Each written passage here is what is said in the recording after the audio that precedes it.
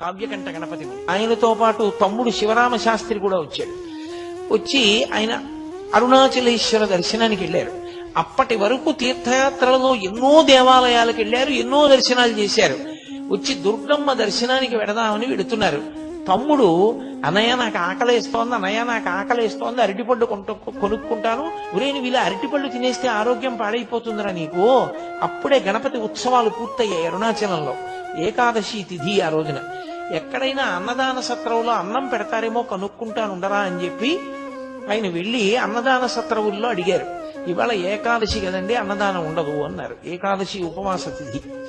వెంటనే బ్రాహ్మణ వీధిలోకి వెళ్ళి భవతి భిక్షాందేహి అని ఆయన యాచన చేశారు.